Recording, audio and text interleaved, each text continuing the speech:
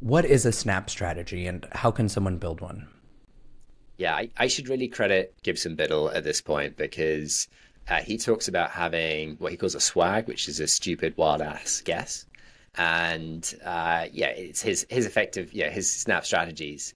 But the idea here is that pretty much as soon as you can, you want to write down your thoughts, your understanding of what the strategy is and build from that. When I say as soon as possible, like if you're interviewing for a new role, you're probably writing the snap strategy during the interview process, not 2 weeks after you've started the new job.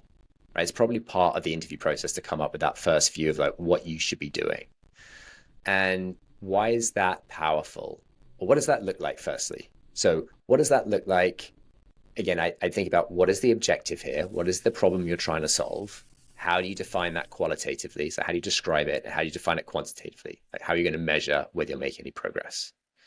Then you're going to have some understanding of who your users are, what their needs are, what are your superpowers, that what are the things that only you can do or the unique benefits that you can offer.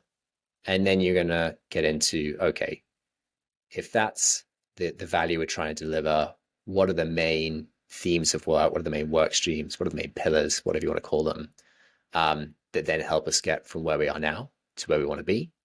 And under each of those pillars, what sorts of things might we build? Why? So that writing all that down, probably you're looking at like 1 to 3 pages. It's probably going to take you your first draft an hour or two. It really does not need to take a lot of time. Because you're not going and doing research to write that. You're writing that from what you already understand and what is already in your head.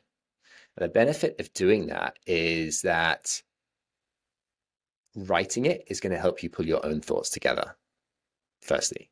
Secondly, you've then got something you can go and show to other people. Other people are going to be able to comment on it. They're particularly going to want to comment on it if they disagree with you.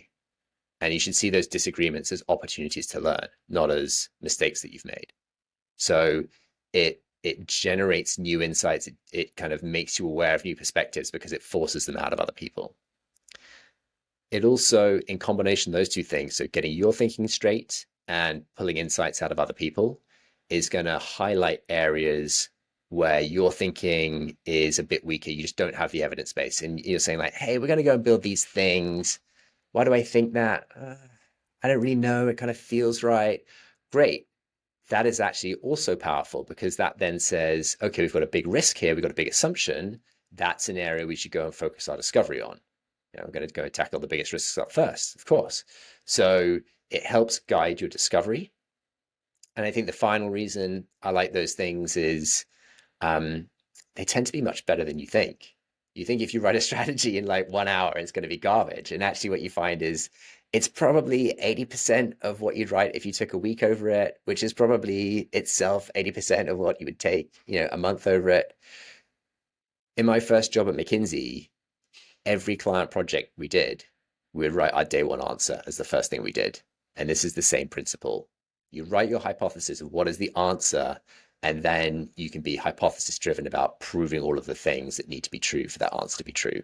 If you find something, a piece of evidence that disproves that hypothesis, that is not a bad thing. That's great. You're learning. You rewrite it immediately, bearing in mind the new evidence, and you keep on going.